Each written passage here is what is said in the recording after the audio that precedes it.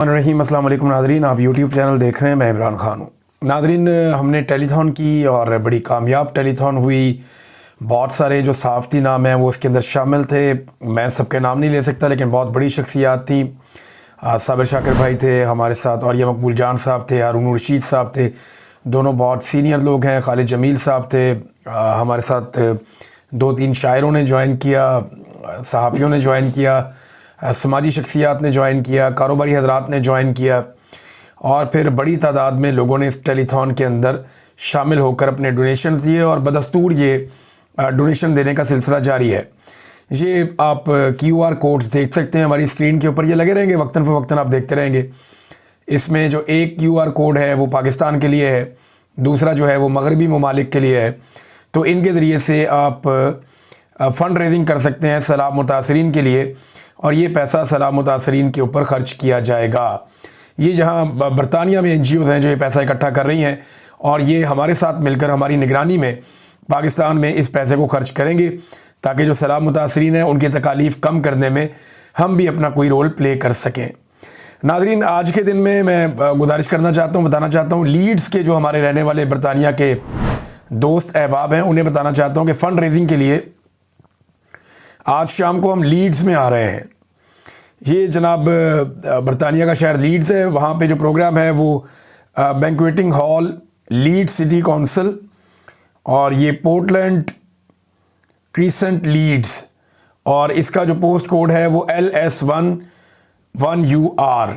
और इसके बाद जो है वो इसमें इनका कॉन्टैक्ट नंबर भी है, ये आप पढ़ सकते हैं, आपको नज़र आ जाएंगे। ये एड्रेस और कॉन्टैक्ट नंबर और एड्रेस जो है वो आपको नज़र आ रहा होगा, ये जो पोस्टर है इसके ऊपर। तो लीड्स में एक प्रोग्राम है सैलाब मुतासरीन के लिए, वहाँ पे आज हम प्रोग्राम करने जा रहे हैं। जो तंजीम करवा रही है, जो लोग मौजूद हैं वहाँ पे, उनके ये नंबर्स भी हैं, इस पर भी आप रब्ता करके उनसे पूछ सकते हैं। तो ये प्रोग्राम वहाँ शुरू होगा शाम को 4 बजे से लेकर रात 8 बजे तक। तो इसमें जो वहाँ रहने वाले लोग हैं या आसपास रहने वाले लोग हैं वो शिरकत करें और सैलाब मुतासरीन की मदद के लिए अपना रोल प्ले करें। हालात क्या है नादरीन, बहावलपुर के इलाके उच्च शरीफ से जो मनाजिर आए हैं वो बड़े तकलीफ़ दे हैं। एक बहुत बड़ा मसला इन इलाकों में जो जन्म ले चुका है वो भूख का है। इंसान भी भूखे हैं और जानवर भी भूखे हैं, मासूम बच्चे भी भूखे हैं, और जो वीडियोज़ आ रही हैं वो बहुत तकलीफ़ दे हैं। तकरीबन तमाम सहाफ़ियों से अब मेरी गुफ्तगू हो चुकी है जो वहाँ पे सैलाबज़दा इलाकों में मौजूद हैं। लगभग सारे सहाफ़ियों से मेरी बात हुई है।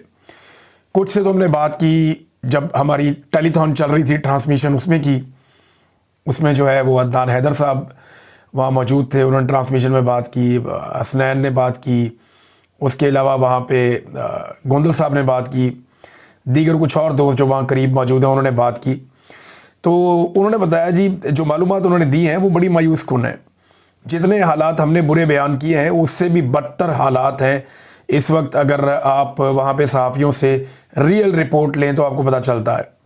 रेस्क्यू और जो रिलीफ का ड्रामा है वो सिर्फ वहाँ तक महदूद होता है जहाँ तक राजकुमारी टिकटॉकनी या उनकी कोई साथी टिकटॉकर वहाँ पे मौजूद हो, बस वहाँ तक ही एक ये ड्रामा महदूद होता है। एक ख़ास बंद का इलाका है जहाँ पे ब्यूरोक्रेट भी जाते हैं, पुलिस भी जाती है, मीडिया को भी ले जाया जाता है, जबकि वहाँ पे जो टिकटॉकनियाँ हैं वो भी वहाँ पे आती हैं, और ये जो राजकुमारी की हुकूमत है वो वहीं पे आके और वहाँ से वापस चले जाते हैं। और उसी जगह के ऊपर पूरा एक डेरा भी एक लगाया हुआ है सीनियर मिनिस्टर ने पंजाब की, और जबकि आवाम बाकी जगहों पे बिलक बिलक कर रो रहे हैं। अभी मैं एक वीडियो देख रहा था, इसमें शहबाज साहब जो है वो बहुत दूर के इलाकों में निकल गए और उन्होंने जाकर वहाँ से रिपोर्ट किया कि यहाँ पे तो कोई रेस्क्यू वाला पहुँचा ही नहीं, हुकूमत का यहाँ पे कोई वजूद ही नहीं है, कोई भी लोगों की मदद के लिए नहीं आया, बल्कि लोग अपनी मदद आप करने की कोशिश करते हैं, लेकिन पानी में वो अपनी मदद कैसे करें। अब पानी कोई 1 आधा फुट नीचे गया है, जो अब तक इत्तलात आ रही है जिस वक्त मैं ये वीडियो रिकॉर्ड कर रहा हूँ। उम्मीद है कि पानी और नीचे चला जाएगा, लेकिन थोड़ा बहुत पानी नीचे गया है, लेकिन इसके बावजूद लोगों की मुश्किलात कम नहीं हुई।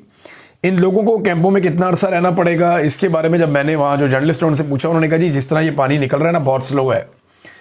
तो वो ये कह रहे थे कि ऐसा लगता है कि 1 महीने तक भी हो सकता है या इससे ज़्यादा भी हो सकता है इन लोगों को खैमों में रहना पड़े। तो इन्हें चारपाइयाँ चाहिए होंगी, बाकी सामान चाहिए होगा, राशन चाहिए होगा, इन्हें खुद कफ़ील भी करना होगा ताकि यहीं पे खुद खाना पका के खाना शुरू कर दें, और पीने का साफ़ पानी जो है वो बहुत बड़ी ज़रूरत है, वो भी चाहिए होगा। जानवरों का चारा ये इतना सारा कहाँ से लेकर आएंगे? ये एक ऐसा बड़ा सवाल है जिसका जवाब अभी तक कोई भी नहीं दे सका। हुकूमत चारा लेकर आती है, लेकिन वो अपने कैंप की बैक साइड में रखती है। वो चंद ट्रक आते हैं, वो जानवरों के लिए नाकाफ़ी है। जो जानवर सैलाब के अंदर फंसे हुए हैं, लोगों ने अहातों के अंदर बंद किए हुए हैं, उनको बीमारियाँ फैल रही हैं और उनके खुरों के अंदर प्रॉब्लम हो रही है। साथ ही साथ वो जानवर इंतहाई लागर हो चुके हैं, उनके जिस्म की हड्डियाँ निकल आई हैं और ये मवेशियों की हालत है इस वक्त। अलीपुर का जो है वो मरीम नवाज साहिबा मुबैना तौर पे अब दौरा करेंगी और इसका पता ऐसे चला कि वज़ीर आला हाउस से अनाउंस नहीं किया, ये वहाँ मकामी लोगों ने एक वीडियो बना के भेजी। उस वीडियो में जो सड़कें कुछ बच गई हैं, क्योंकि एक छोटा सा एरिया है शहर का जो बचा हुआ है, बाकी तो सारा वो तहसील तो डूब गई सब, तो वो जो एरिया थोड़ा बचा हुआ है वहाँ पे सड़कें तामीर की जा रही हैं रातों रात। यानी मशीनें लगा के सड़कों को सीधा किया जा रहा है, उनको तामीर किया जा रहा है, रास्ते बराबर किए जा रहे हैं, रुकावटें हटाई जा रही हैं। तो वहाँ लोगों ने अंदाज़ा लगाया कि मरीम नवाज़ आने वाली है, और जब इधर उधर पूछा तो पता चला कि जी मरीम नवाज़ आ रही है।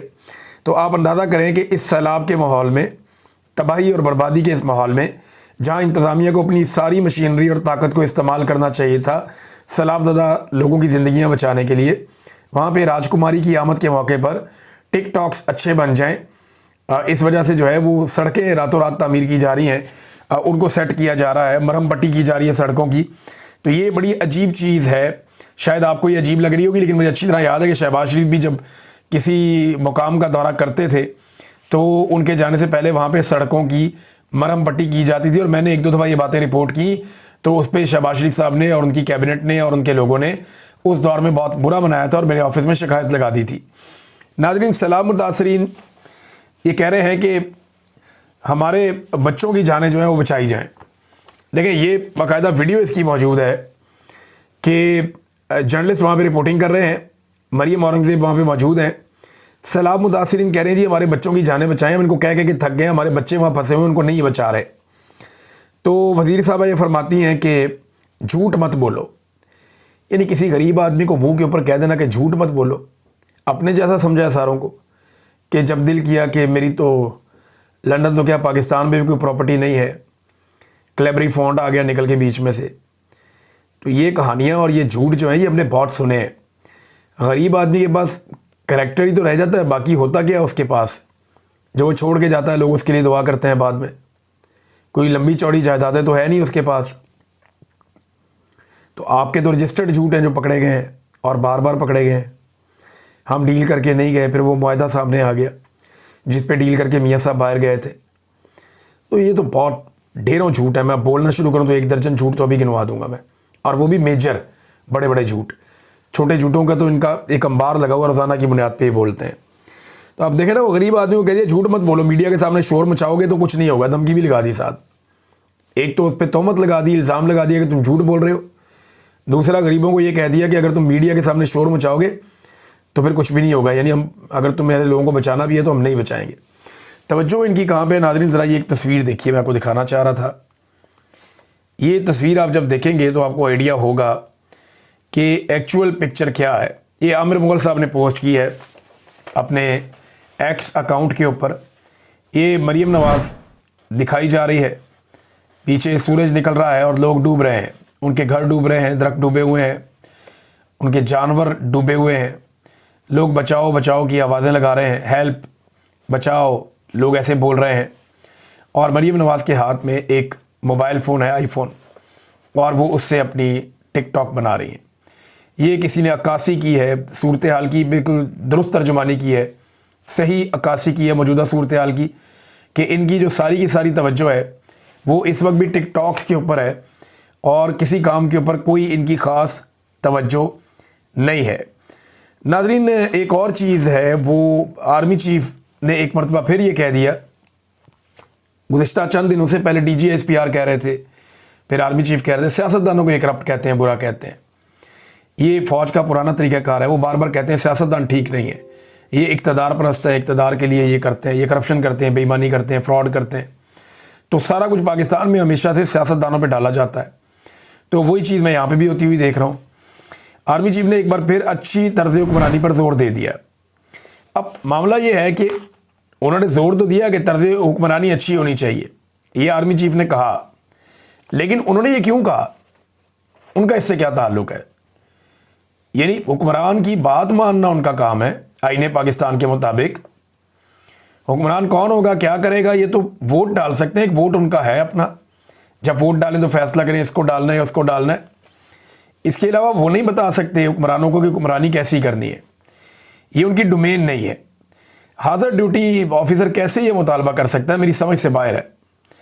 यानी क्या ये शहबाज शरीफ की हुकूमत पर बैड गवर्नेंस का एक और इल्ज़ाम या टैग है जो जनरल साहब लगा रहे हैं कि जनाब इनकी हुक्मरानी ठीक नहीं है? तो हमेशा से सियासतदानों को बदनाम किया जाता है, हालांकि हुक्मरानी हमेशा एस्टेब्लिशमेंट करती है। इख्तियार और इक़्तिदार हमेशा पाकिस्तान के अंदर एस्टेब्लिशमेंट के पास रहा है, लेकिन वो कहते हैं जी अच्छी तर्ज़ हुक्मरानी होनी चाहिए। अब ये अच्छी तर्ज़ हुक्मरानी कैसे लाएं? अब इतने जूते पॉलिश करके भी शहबाज शरीफ साहब ने अगर ये सुनना, फ़र्ज़ करें शहबाज शरीफ साहब कल को कोई फ़ौज पे तनकीद कर दें तो उनके साथ क्या होगा? यानी सियासतदान के ऊपर फ़ौजी तनकीद करे तो कोई मसला नहीं, फ़ौजी के ऊपर सियासतदान तनकीद कर दे तो रियासत पे हमला हो जाता है, मुल्क के लिए ख़तरा करार दे दिया जाता है। ये बड़ी अजीब बात है। सबको अपने अपने आइनी और कानूनी दायरा इख्तियार में रहना चाहिए, उससे बाहर ना जाएं तो ज़्यादा अच्छी बात है।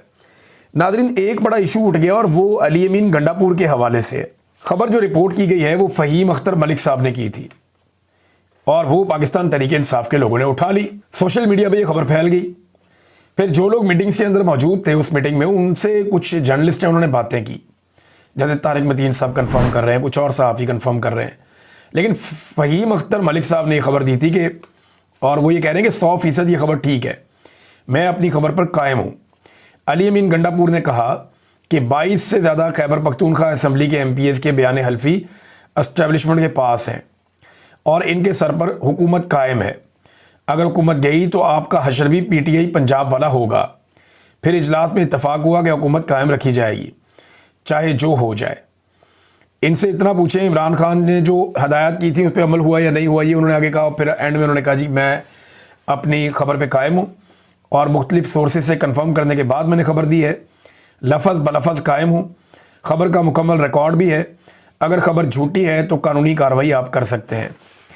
बाकी लोग जो हैं पाकिस्तान तहरीक इंसाफ के, उन्होंने दीगर चीज़ें भी इसमें बताई कि गंडापुर साहब ने कहा कि जो कहा गया मुबैना तौर पे कि मैं तुम्हारी नहीं एस्टेब्लिशमेंट की वजह से वज़ीर आला हूँ, वो चाहते तो एक दिन में मेरी हुकूमत गिरा देते, मैं उनकी मजबूरी हूँ। एस्टेब्लिशमेंट ने फाटा और अफगानिस्तान से मुतालिक कुछ फ़ायदे या काम लेने हैं। बहरहाल इस पर सनाउल्लाह मस्ती खेल साहब हों या बैरिस्टर गोहर हों, ये कहते हैं जी हम उस मीटिंग में मौजूद थे जो शुरू में हुई सितंबर के, और उस मीटिंग में गंडापुर ने ऐसी कोई बात नहीं की। अब गंडापुर या गंडापुर के जो करीबी साथी हैं उन पे लोग भरोसा नहीं करते। सोशल मीडिया ऐसा लगता है कि ये ज़हन बना चुका है कि गंडापुर साहब ने ज़्यादती की है और गंडापुर इमरान खान साहब की बात नहीं मान रहे, और ये इसका रिकॉर्ड है ना। देखें, इमरान खान साहब कहते हैं मुझे आके मिलो, ये जाके मिलते नहीं हैं, मिलने के लिए कोशिश भी नहीं करते। वो कहते हैं अफ़गानिस्तान जाओ, ये कहते हैं मेरा पासपोर्ट ही नहीं है। हालांकि ये बड़ी अजीब खबर है। वो कहते हैं ड्रोन पे FIR करो, वो ड्रोन पे ड्रोन हो रहा है, कुछ भी नहीं करते। इमरान खान साहब कहते हैं ऑपरेशन को रुकवाओ, ये कहते हैं जंग हम जीतेंगे। वो बिल्कुल एक अपोजिट इनका एक मौक़िफ़ है। इमरान खान साहब ने कहा बजट पेश नहीं होगा, इन्होंने पेश कर दिया। उन्होंने कहा अच्छा मेरे से मुशावरत के बगैर पास नहीं होगा, इन्होंने पास कर दिया। तो ये जो सारी चीज़ें, वो कहते हैं जी मुझे मिलने आओ, ये मिर्ज़ा अफरीदी के फार्म पे पहुंच जाते हैं।